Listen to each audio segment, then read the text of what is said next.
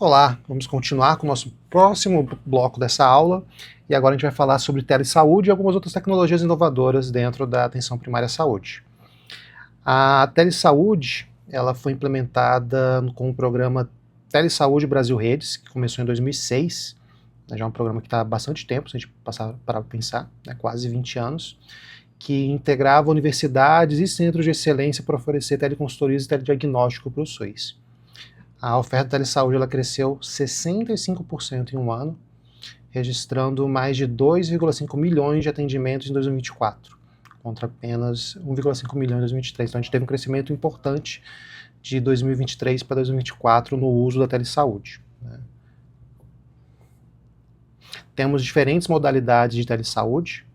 Uma das mais utilizadas costuma ser o telediagnóstico, que a partir do momento que você compartilha laudos ou diagnósticos à distância com bases em exames enviados eletronicamente. Um dos mais utilizados é o que a gente chama de teleeletrocardiograma, que foi um dos mais utilizados nessa abordagem inicial lá que começou em 2006 ainda. Uma outra atuação que é extremamente importante, que tem muito impacto quando a gente pensa em telesaúde, é a parte da teleconsultoria, que é quando o profissional ele interage com outro profissional, normalmente um especialista, para tirar dúvidas clínicas dos procedimentos. Então, às vezes, você tem que deslocar o paciente para um outro profissional para ter essa discussão de caso, você faz uma teleconsultoria. Uma outra função interessante é o telemonitoramento, que é quando um outro profissional, de maneira remota, ele consegue acessar os parâmetros de saúde do paciente para observar como está aquele tratamento, aquela intervenção. E uma também que é muito utilizada, que a gente pode parar para pensar que é um pouco desse curso aqui também, é a teleeducação, que é um processo de educação permanente e capacitação de profissionais via plataformas virtuais, como Aprender aqui da UNB. Então você tem diferentes abordagens, não é simplesmente uma consulta de maneira digital, tem várias abordagens diferentes, são mais de 7 que a gente pode parar para pensar, de abordagens de telesaúde. A telemedicina, ela foi regulamentada na resolução do CFM, do Conselho Federal de Medicina, 2314 de 2022, foi um pouco depois ali do início da pandemia, começou em 2020, ali 2019 para 2020 a pandemia. Nessa época a gente já começou a ter uma preocupação maior em relação à questão da telemedicina, ela ia se tornar cada vez mais importante pela questão da dificuldade de acesso da pandemia. Em 2022 isso foi regulamentado pelo CFM em relação ao trabalho do profissional médico. Nessa resolução ela já faz a questão da autorização legal em relação à teleconsulta, ela foi definida como um ato médico, desde que seja garantida a questão da qualidade, do consentimento do paciente e do registro adequado. Não é simplesmente você fazer uma videochamada com o paciente. Tem que ser com uma qualidade adequada em relação ao processo de atendimento, tem que ter consentimento do paciente em relação ao que é a teleconsulta, por que está sendo feita, e que tem que ter um registro adequado. O registro adequado não é só você simplesmente registrar em algum local. Tem que ser um local que permita que outros profissionais que vão dar continuidade ao cuidado daquele paciente tenham acesso aos dados. Você não pode limitar o paciente a consultas de telesaúde, tem que ter consulta presencial. A recomendação é que deve ocorrer no máximo a cada 180 dias. Então, se um paciente está em processo de teleconsulta para um profissional, ele tem que ter algum acompanhamento também a nível local pelo profissional quando a gente pensa em atenção primária, o profissional médico, o enfermeiro, tem que dar uma continuidade àquele acompanhamento. Então você tem que ter a consulta presencial, você tem que cobrar que o paciente também participe das consultas presenciais. A gente tem diferentes modalidades de teleconsultas que são definidas ali, de teleatendimento de telesaúde, que estão definidas nessa portaria, como a teleinterconsulta, que é você, entre as consultas presenciais, você faz uma nova consulta à distância, só para confirmar e avaliar como é que está o processo de acompanhamento do paciente, o telemonitoramento, que eu já confirmei, que eu já comentei, a teletriagem, que é como se fosse uma consulta inicial, uma avaliação inicial em telesaúde, antes da consulta principal, que vai ser presencial, e a telecirurgia assistida, também, que é uma abordagem interessante, a telecirurgia, que tem crescido agora, somente com a utilização mais da cirurgia robótica e outras tecnologias dentro da cirurgia. E outro ponto importante quando a gente pensa em telesaúde é a questão da assinatura digital. A gente tem o padrão digital brasileiro, o ICP Brasil, para documentos emitidos.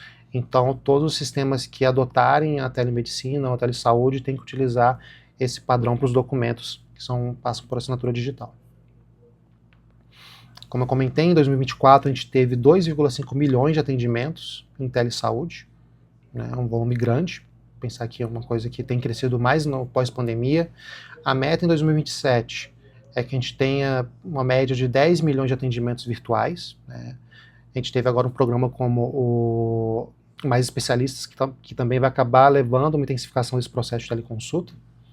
A gente tem aproximadamente 26 núcleos ativos de telesaúde em 17 estados do país, e 87% das UBSs com PEC, né, já usam prontuário eletrônico, né? Então 87% das UBSs utilizam algum tipo de sistema de prontuário eletrônico. É uma adoção bem ampla que permite a questão do uso da teleconsulta. A gente tem crescido bastante o uso da teleconsulta no Brasil, o que envolve toda uma questão de infraestrutura adequada no OBS também para esse tipo de atendimento, que muitas vezes esses atendimentos são na própria OBS. A gente vai ter uma sala específica para o paciente passar pela teleconsulta. Um dos casos de maior sucesso em relação ao uso da teleconsulta, da telesaúde, na verdade, é o TeleECG, né, o eletrocardiograma feito à distância. Temos equipes do Paraná que foram pioneiras em relação ao uso dessa tecnologia para o Brasil todo. Os exames de eletrocardiograma eles são feitos na UBS e são interpretados à distância por cardiologistas via telemedicina. De 2022 para cá, quando a gente teve uma intensificação desse programa, mais de 90 mil laudos de TeleECG foram emitidos nesse sistema. Qual que é a vantagem de usar um sistema como esse, o TeleECG? Você consegue que na APS o profissional ele tenha acesso a um laudo de eletrocardiograma em até 2 horas. Em alguns casos de urgência, em até 10 minutos. Então você consegue ofertar um exame para o paciente de maneira muito rápida. A gente vai ter um acesso muito rápido a esse tipo de exame. E é um exame que é extremamente importante, diferentes perfis de pacientes, paciente hipertenso, numa situação de urgência, você pensa no paciente com dor precordial, vai ser interessante também essa questão do laudo de ECG, às vezes o profissional, você vai ter ali o equipamento para rodar o eletrocardiograma no OBS, mas o profissional não tem experiência em fazer o laudo, em interpretar um ECG, então é uma barreira que é vencida com esse tipo de tecnologia. Atualmente, a gente tem o programa Agora Tem Especialistas, que está em implementação pelo governo federal. Uma das intervenções realizadas por esse programa é a questão de oferecer kits completos de equipamentos que são necessários para você ter, principalmente, a teleconsulta, a modalidade principal. As equipes têm que ter notebook, webcam e outros equipamentos que são importantes. E claro, tem que ter um investimento também em internet, né, na infraestrutura adequada para os profissionais conseguirem utilizar. Até um desafio maior ainda, que muitas vezes, como as unidades elas já têm, né, computadores, porque já utilizam o SOIS, o PEC, né, o APS, o que falta realmente é você ter uma internet adequada, às vezes, para conseguir fazer uma teleconsulta. Temos algumas especialidades que têm sido priorizadas dentro do programa Agora Tem Especialistas, como a cardiologia, a endócrino e a dermatologia. Né, isso aqui é uma coisa extremamente importante quando a gente pensa num projeto como o nosso, que é o DermaAlert, para câncer de pele. E um dos objetivos do programa Agora Tem Especialistas é resolver a questão do desafio da equidade, né, a gente tentar mitigar a questão da desigualdade regional no acesso a especialistas. Né, isso já é uma coisa que é muito discutido, né, como os profissionais, alguns especialistas estão mais concentrados nas grandes capitais e algumas regiões do Brasil, então a gente consegue resolver 2 problemas. Às vezes você vai ter a questão do profissional não ter que se deslocar para uma área mais remota para fazer esse atendimento, para fornecer um atendimento para o paciente, e ao mesmo tempo o paciente naquela área remota ele não vai ter a dificuldade de acesso, você consegue de maneira digital resolver algumas demandas. A expectativa do governo federal é, com essas teleconsultas especializadas, você reduzir as filas de espera em até 30%. Começou agora, é um programa recente do governo federal, a gente tem que aguardar realmente para ver como é que vão ser os próximos passos. E qual que é o impacto do uso de tecnologia de telesaúde na atenção primária à saúde? Uma coisa que a gente costuma comentar bastante quando a gente pensa em atenção primária é como a atenção primária ela resolve a maior parte das demandas de saúde da população. Dependendo do estudo, a gente fala de 70% a 90% das demandas de saúde do cidadão pode ser resolvida na atenção primária. Só que muitas vezes o profissional que está na atenção primária não vai ter uma qualificação adequada, o conhecimento necessário para algumas intervenções, para alguns cuidados. Então, a partir do momento que você tem na atenção primária um recurso, né, que fornece toda uma estrutura melhor para o profissional realizar seu atendimento, você consegue chegar, às vezes, a 90% dos casos de algumas demandas serem resolvidas na atenção primária à saúde, né, com o suporte remoto, dos médicos da PS, e você vai ter um caso que vai ser resolvido diretamente na PS para um paciente que às vezes ele era encaminhado para resolver essa demanda. É uma coisa que tem crescido muito, por exemplo, nas demandas de saúde mental. A gente teve, todo mundo observou, um aumento importante nas demandas de saúde mental, quadros de depressão, de ansiedade, e a partir do momento que você permite que o profissional da atenção primária já tenha uma qualificação melhor, uma maior segurança para lidar com esses pacientes, a maior parte das demandas são resolvidas diretamente na PS. E a intenção, como eu comentei, é você reduzir em 30%, né, as filas de espera por consultas especializadas no SUS. E as teleconsultas, elas vão melhorar a adesão dos pacientes crônicos, contato mais frequente sem exigir deslocamento. É muito mais fácil o paciente, às vezes, não é mais com um paciente que às vezes vai ter dificuldade de deslocamento, que pode ser tanto física realmente, o paciente tem uma dificuldade física realmente para realizar o deslocamento, mas até financeira, né? Às vezes a pessoa não vai conseguir se deslocar, às vezes, para uma teleconsulta. Por momento que você coloca uma tecnologia que o cidadão ele consegue, às vezes, do conforto da casa dele, ter uma consulta também, tem o recurso dele consultar em casa, mas tem o recurso também de consultar na UBS se ele quiser. Mas em alguns casos ele pode estar na casa dele, se ele tiver um smartphone, um computador com uma webcam, ele consegue já passar por um processo de teleconsulta, de telesaúde como um todo. O Conselho Federal de Enfermagem também normatizou em 2022 também a questão da teleenfermagem, com a resolução do COFEN 696 de 2022, que ela já coloca também toda a questão das consultas remotas, né? O enfermeiro ele já está de maneira já prevista em portaria, permitido de realizar consulta de enfermagem à distância, incluindo o processo de orientação e monitoramento desses pacientes. Tá? As prescrições digitais também, da mesma maneira como a prescrição médica, também pode ser feita em plataforma digital, né? Você pode solicitar exames, emitir receitas com validade legal, lembrando que tem que ter a questão do certificado digital, né? Do ICP, padrão ICP Brasil, tem que ser utilizado também, e sempre tem que ter um consentimento documentado do paciente em relação a essa intervenção. O paciente tem que consentir, né, em relação ao processo de telesaúde, entender exatamente o que está passando ali, qual que é o objetivo da telesaúde, e tem que ter o registro das informações no prontuário. Lembrando que tem que ser um prontuário que tem que ser acessível para os outros profissionais de saúde. Não adianta você deixar esses dados no sistema que não vai ser acessado pelos outros profissionais que cuidam do paciente. Um exemplo prático, por exemplo, é que durante a pandemia os enfermeiros poderiam utilizar a teleenfermagem para teletriagem dos casos suspeitos de Covid e acompanhamento dos pacientes em isolamento, que é uma coisa que aconteceu bastante na pandemia, inclusive. Às vezes o paciente, por questão de estar com quadro suspeito de Covid, e às vezes tem a questão da possibilidade de contágio, enfim.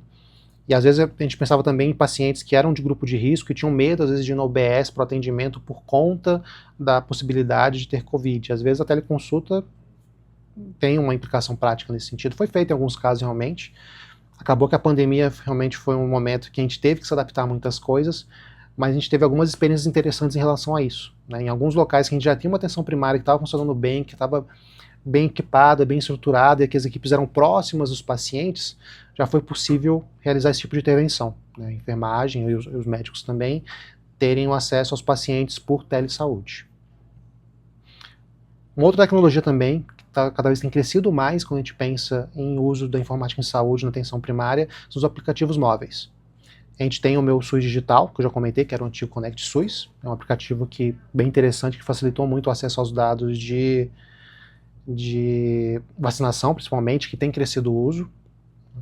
A gente vai ter os apps para os profissionais de saúde, tem apps para calculadora de dose, guias de protocolos, apps de educação continuada como o UnaSUS.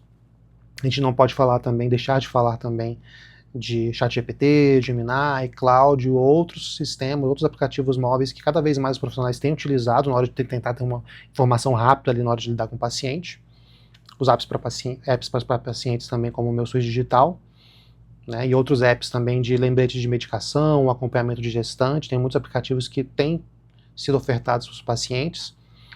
A questão da comunicação com os agentes comunitários de saúde, como eu comentei no primeiro bloco, a questão do uso do WhatsApp é muito comum, cada vez mais as pessoas têm utilizado o WhatsApp para acompanhar as famílias, tem um cuidado especial em relação a isso, para a questão da privacidade, a gente tem uma aula específica em relação a isso.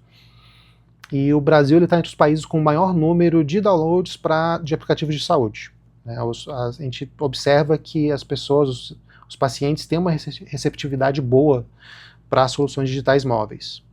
Existe um certo de desconfiança também, crescente, A gente teve um processo, infelizmente, que começou muito com a pandemia, que as pessoas começaram a ficar mais isoladas, começaram a utilizar mais aplicativos como WhatsApp, Telegram, inclusive os idosos e as redes sociais. E começou também o maior número de golpes para essa população. E ao mesmo tempo que eles gostam muito de utilizar os aplicativos, ele tem muita desconfiança em relação a algumas abordagens. Às vezes um e-mail que recebe, fica com medo de abrir, alguma mensagem de WhatsApp, então sempre é um desafio lidar com o paciente nessa situação. Né? A gente tem algumas estratégias que são utilizadas, como demonstrar para o paciente como o aplicativo funciona, como ele é seguro, e também ele ter aquela confiança de usar o aplicativo, né? Você mostrar, ó, esse aplicativo aqui você pode abrir, essa mensagem de WhatsApp desse número aqui você pode abrir sem riscos, e o paciente entender que é uma tecnologia que ele pode usar sem medos. Temos também os wearables, são basicamente, principalmente, os relógios, que é o mais utilizado na atenção primária. A gente tem cada vez mais pacientes que utilizam algum tipo de dispositivo do tipo, né? Um relógio digital, uma coisa do tipo. Populações mais carentes é mais raro, né? Mas a gente teve um aumento no número de dispositivos de diferentes fabricantes que são mais baratos e que permitem coisas como, por exemplo, como o registro da frequência cardíaca, é o mais comum. A gente teve também um problema que muitos desses dispositivos, eles de maneira irregular, eles falam para o paciente, às vezes, que estão registrando coisas como saturação, tem, às vezes, vendas de relógios que registram até glicemia, isso não existe. A única coisa que realmente é coletada de maneira adequada, praticamente na maioria dos relógios que tem esse tipo de recurso, é a questão da frequência cardíaca, uma tecnologia que já está bem estruturada, é bastante utilizada, já é mais antiga, então normalmente são dados mais tranquilos de serem registrados. Outros sinais vitais, como pressão arterial, glicemia, não tem nenhum dispositivo que realmente colete isso de maneira adequada. A gente tem alguns relógios que permitem um registro, talvez, do padrão de eletro, mas também não tem tantas derivações, não vai ter a questão das derivações, na verdade, então isso não é tão seguro ainda. E alguns dispositivos permitem a questão da saturação. Então, o que a gente consegue um pouco ainda utilizar, às vezes, é a questão nos relógios da frequência cardíaca e da saturação. Temos também, cada vez mais, os dispositivos que já eram mais utilizados, como dispositivos de pressão arterial e glicemia, que tem uma integração já via Bluetooth ou Wi-Fi ou outras tecnologias, ou até mesmo pelo cabo, permitindo que o paciente ele compartilhe os dados desses sinais vitais de maneira mais fácil com outros profissionais, tenham um registro. A gente tem sensores conectados também, isso é muito utilizado a nível de UTI também, que vai ter oxímetro, que vai estar conectado com o paciente, já faz a transmissão automática desses dados. E é muito comum também a questão do sistema de alertas automáticos. A partir do momento que a gente tem um sistema ali que tem essa integração, já tem uma base única, uma central de coleta e registro desses dados, é mais fácil você enviar um alerta para o profissional de saúde. Qual que é o desafio? Você fazer a questão da interoperabilidade com os sistemas oficiais. Muitos dispositivos vestíveis, quando a gente pensa principalmente em relógios, eles usam sistemas proprietários, né? Ou quando você pensa num Apple Watch, ou algum relógio da Samsung, por exemplo, que são os mais utilizados, mais comuns, ou da Xiaomi também, tem muitas pessoas que utilizam, ou de outras marcas, Huawei, ou outros. Eles têm sistemas proprietários que não compartilham de maneira direta com o sistema de prontuário eletrônico ou outros sistemas de saúde. Às vezes o paciente ele pode exportar esses dados para uma planilha, para um XLS, né, ou algum outro padrão de dados, mas é difícil às vezes você fazer uma conexão direta e facilitar esse processo de transmissão dos dados. Então isso está muito inicial ainda, a gente não tem tanto um padrão de interoperabilidade para dispositivos vestíveis, mas uma coisa que tende a crescer nos próximos anos. A inteligência artificial está cada vez sendo mais utilizada de maneira sistemática ou não. Ela também tem revolucionado a atenção primária, como está revolucionando muitas outras áreas. Ela permite, por exemplo, o uso de um chatbot para fazer orientações iniciais ao paciente antes da consulta. Isso eu tenho visto mais em empresas e clínicas de atenção primária privadas. Ainda não é uma coisa que é utilizada ainda no SUS, mas pode ser utilizado para uma triagem inicial, né? Não é uma coisa que não é difícil de implementar. A análise preditiva é uma coisa importante, interessante, que pode ser feita. Isso já é mais antigo, né, quando a gente pensa no uso do IA, como a gente tem uma aula específica em relação a isso. A IA não é só os padrões de LLMs, o ChatGPT, Cloud, Gemini, a gente tem o Machine Learning que é utilizado há muitos anos, que já faz muita análise preditiva. A IA ela veio mais para facilitar esse processo de processamento dos dados e utilização dos dados. A gente já tem muitos modelos que de maneira automática já processam os dados que estão nos prontuários e permitem a identificação de pacientes de alto risco, por exemplo. A intenção, com o uso da Rede Nacional de Dados de Saúde, muito provavelmente é também permitir que esse tipo de tecnologia seja utilizada de maneira padronizada dentro do SUS. É uma coisa muito inicial ainda, mas é uma possibilidade, né? Ter uma IA que vai analisar os dados da comunidade para prever um surto, por exemplo, né? Uma coisa que pode ser implementada. O apoio diagnóstico também é uma coisa muito comum. Uma das tecnologias que mais cresceu com o uso da Machine Learning em saúde, e há também, é a questão do processamento de imagens radiológicas. Você consegue fazer uma avaliação de uma radiografia de tórax. Durante a pandemia, inclusive, teve vários estudos do tipo, de avaliação de laudo, tentar fazer um laudo de uma radiografia para avaliar se o paciente pode estar com Covid ou não, foram muitos estudos do tipo. E uma coisa também que, novamente aqui do Dermalete, é a questão de lesão de pele. A gente tem vários estudos do tipo em relação ao uso de IA para fazer um processo de triagem, não de diagnóstico, mas pelo menos de classificação de risco daquela lesão, daquele padrão, o que vai auxiliar o generalista, às vezes, na conduta inicial. Que é um dos objetivos desse projeto aqui, exatamente isso, facilitar que a atenção primária passe por um processo de inovação em informática em saúde e use esse recurso para facilitar todo o processo de fluxo do paciente com uma lesão de pele, que pode ser um câncer de pele na atenção primária. Uma pesquisa recente mostrou que até 39% dos radiologistas já utilizam IA de alguma maneira, quanto mais da metade dos médicos de outras especialidades ainda tem um baixo conhecimento sobre IA em saúde. Acabou que a radiologia ela foi bem impactada em relação ao uso da IA, até muitos colegas ficaram com medo em relação a uma coisa não restrita à radiologia. Qualquer área que teve algum impacto na IA, que vão ser substituídos por IA, uma coisa do tipo. Mas cada vez mais a gente tenta abordar esses profissionais e explicar que não existe uma questão da substituição. O que existe, na verdade, é uma tecnologia que cada vez vai ser mais utilizada por diferentes profissionais para facilitar o fluxo de trabalho. E ela entra mais para evitar, às vezes, de você deixar passar uma coisa que você não ia notar, para facilitar o fluxo de trabalho, na hora de emitir o laudo, uma coisa do tipo, automatizar alguns recursos. Então a gente teve uma adoção boa, né, em relação aos radiologistas, em relação à IA, enquanto muitos outros médicos, outras especialidades ainda têm um baixo conhecimento em relação ao uso da IA na saúde. E isso é um desafio porque tem os dois lados. Tem tanto o profissional que não utiliza, sendo que poderia utilizar e conseguir coisas muito boas em relação ao uso da IA no seu trabalho, no seu dia a dia, como temos profissionais que utilizam a IA no dia a dia, mas não usam de maneira adequada, não sabem utilizar de maneira adequada os prompts, ou então compartilham dados com a IA que não deveria estar compartilhando. Uma coisa que eu sempre falo com os colegas médicos, que não tem problema usar um IA em relação à sua conduta no dia a dia, mas nunca deve compartilhar algum dado sensível, algum dado que possa identificar o paciente nos sistemas de IA. Quando você tem um plano gratuito, ou até uma assinatura mais básica da maioria das IAs, como o ChatGPT, o Gemini ou o Cloud, os dados que você coloca naquela plataforma também são utilizados para treinamento.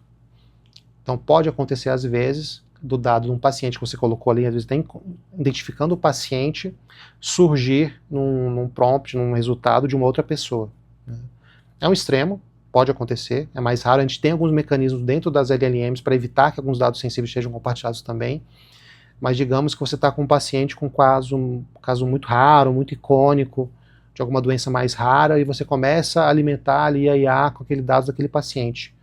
Pode acontecer, eventualmente, de um outro profissional que vai estar, às vezes, pesquisando por um quadro semelhante ali dentro do ChatGPT ou de uma outra IA, e ter uma resposta de que, em Brasília teve um paciente no ano tal, fulano, que teve tal diagnóstico, que foi feita essa conduta. Pode acontecer, não deveria acontecer. A gente tem sistemas que evitam esse compartilhamento de dados nas IAs, mas ainda não são 100% perfeito.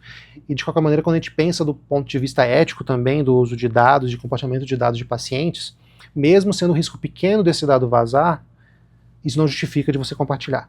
Então, sempre que você utilizar a inteligência artificial no seu dia a dia, exclua os dados do paciente do prompt ali, do que você está lançando ali na IA, tá? Para evitar esse tipo de risco. Eu já adiantei algumas coisas, mas aqui a gente fala um pouco sobre a questão dos desafios éticos da IA em saúde.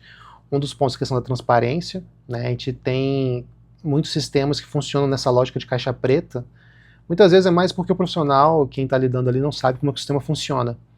Mas nem todo sistema é tão claro em relação ao seu processo ali de raciocínio, como ele chega às decisões. Então a gente precisa adotar no dia a dia sistemas que sejam mais transparentes, no qual você tenha uma compreensão melhor de como aquele sistema funciona. Tá? Tem a questão da privacidade, o respeito à privacidade dos dados conforme a LGPD. É importante, como eu comentei, evitar esse tipo de situação, como fornecer o dado de um paciente por um sistema de IA. Principalmente se for um sistema de IA que está rodando localmente, de maneira fechada, é mais tranquilo, se você tem essa segurança que o dado não vai vazar. Mas quando você usa o prompt em uma base, diretamente no aplicativo do ChatGPT, Gemini, Cloud, enfim, em alguma outra plataforma, na sua assinatura pessoal, que não tenha as devidas configurações de privacidade e segurança, você vai estar expondo os dados do paciente. Então, isso não deve ser feito. Se você for utilizar, lembre-se de não ter nenhum dado naquele prompt que possa levar à identificação do paciente. A equidade também é uma questão, você evitar os vieses que poderiam ampliar a desigualdade entre populações. Né? Se há uma tecnologia que é tão impactante, ela tem que ser utilizada em todo mundo. Né? Tem que ser feito um estudo em relação à equidade, em como você pode utilizar essa tecnologia para reduzir as desigualdades. E a questão da regulação. Né? A gente ainda tem poucos documentos, poucas regulações em relação a isso. Em relação a quando você pode, de maneira segura, utilizar a IA nos pacientes. É uma coisa que está crescendo ainda, eu imagino que nos próximos anos a gente vai ter cada vez mais os conselhos evoluindo nessa questão. A gente tem uma necessidade urgente de regulações que garantam essa segurança do paciente. Até numa das reuniões do G20, né, em 2020, as comitivas concordaram nessa urgência de criar as regulações em IA para a saúde que garantam a segurança e a equidade. É uma demanda urgente, considerando o quão rápido essa tecnologia está crescendo. Agora vamos pensar aqui mais numa lógica, agora voltando um pouco mais para a questão da telesaúde, como funciona a questão do teleatendimento profissional. Só para vocês se reforçarem e entenderem como é que é o objetivo do teleatendimento. Num paciente, por exemplo, que é um idoso com diabetes que mora longe da UBS. Como que a gente pode utilizar essas tecnologias que a gente comentou para melhorar o atendimento desse paciente? Né? Uma das abordagens é que o médico ou enfermeiro pode fazer uma teleconsulta inicial, às vezes antes da consulta presencial com o paciente. Às vezes o agente comunitário de saúde vai até a família, vai até o local e observa que tem uma demanda do paciente, mas às vezes o paciente tem uma dificuldade de deslocamento ou existe alguma outra restrição que não possa ser feita essa triagem inicial na UBS. O médico enfermeiro ele pode fazer uma teleconsulta inicial, já até para entender melhor qual que é a demanda daquele paciente. Né? E antes mesmo, às vezes, do paciente ir presencialmente até a UBS, quando o médico ou o enfermeiro já identificou essa teleconsulta as demandas do paciente, ele já pode fazer uma teleinterconsulta com o endocrinologista. Né? A gente pensa que nesse caso era um idoso com diabetes. E às vezes é um caso de diabetes com um tratamento mais complicado, é um paciente já que está em uso de insulina, mas com os níveis glicêmicos muito descontrolados, tem algum outro ponto de dificuldade ali, às vezes um paciente com múltiplas comorbidades, algum outro tipo de dificuldade. Ao invés de você fazer o paciente chegar na UBS para você avaliar aquela situação, já entender que você não vai conseguir resolver diretamente, você não está 100% qualificado para resolver aquele quadro, você faz uma teleinterconsulta com o endocrinologista, já se qualifica, já faz um estudo de caso em relação àquele paciente, e aí, quando o paciente ia presencialmente até a UBS e se deslocar para lá, você já vai estar mais preparado para lidar com aquele caso. Você já vai saber qual medicamento, qual tipo de insulina, qual tipo de medicamento vai ser mais adequado para aquele paciente, qual outro tipo de intervenção você tem que fazer. Você vai estar mais seguro de fazer aquele acompanhamento. Então, você melhorou a questão do deslocamento do paciente, ele não vai se deslocar para ir para a UBS para não ter um atendimento tão efetivo, né? Vai diminuir aquela questão do desconforto do paciente pensar, às vezes, o paciente até que mora distante, às vezes, nossa, fui até a unidade básica de saúde, não tive minha demanda resolvida, não consegui resolver, vou ter que voltar novamente, vou continuar com a minha glicemia descontrolada? Não, você já conseguiu acelerar muito o processo e diminuir esse desafio. E é uma coisa que vocês têm que tentar cada vez mais. Quando tiverem o recurso disponível de teleconsulta com especialistas na sua unidade, tentem fazer essa abordagem. Às vezes, quando o ACS ele identificar que é um caso mais complicado, que está ali na região, e que você já prevê, às vezes, que não vai conseguir fazer uma abordagem inicial desse caso na UBS, de maneira presencial, tentem inicialmente fazer essa abordagem de teleinterconsulta. Eu sei que é uma coisa que ainda está crescendo ainda. A gente vai ter um aumento disso com a questão do programa Agora Tem Especialistas, mas é uma abordagem que você tem que começar a pensar que vai facilitar tanto para vocês quanto para o paciente. Não tem tanta resistência ao uso do teleatendimento. Em alguns contextos, ajuda demais na abordagem dos pacientes. Agora vamos pensar, agora em relação a tudo que a gente discutiu agora nesse bloco, qual outra tecnologia que você acha que você pode utilizar na sua OBS? O que você acha dentro daquilo que a gente discutiu, ou que você já imaginou em relação às tecnologias que você já conhece, que podem ter um impacto interessante no seu trabalho na atenção primária à saúde? Por exemplo, às vezes um prontuário com comando de voz, isso já existe inclusive, um prontuário que você não vai ter que ficar digitando 100% daquilo que você está falando, discutindo com o paciente, às vezes você pode ficar só conversando com o paciente e automaticamente vai ser registrado aquela conversa. Um drone que entrega medicamento, isso já é mais extremo, né? Ainda não está tão regulamentado isso, mas é uma possibilidade, às vezes, para facilitar o acesso do paciente ao medicamento. Usar a realidade virtual para a educação em saúde, uma coisa também que tem crescido, você, não só na educação em saúde, inclusive, tem pacientes com limitações de movimento e que passam um processo de fisioterapia, outras coisas do tipo, que têm utilizado a realidade virtual para facilitar todo o processo de tratamento, de terapia. A gente pode usar uma IA para uma tradução em tempo real. Às vezes pode acontecer de você ter um paciente, ainda mais com o crescimento da população migrante, que vai estar ali, está numa língua que você não consegue conversar diretamente. Você pode usar uma IA para traduzir essa conversa. Você pode usar algum tipo de sensor para melhorar o processo de vigilância na região, algum sensor que consiga identificar algum tipo de foco de alguma doença, alguma coisa do tipo, não sei. Um holograma para teleconsulta. Também é uma tecnologia que é mais restrita, mas pode ser utilizada às vezes, você criar um avatar com um holograma, às vezes, pode ser uma abordagem. Enfim, pense nos seus projetos, o que você gostaria de ver acontecendo na PS e compartilhe isso no fórum, que a gente vai discutindo por lá.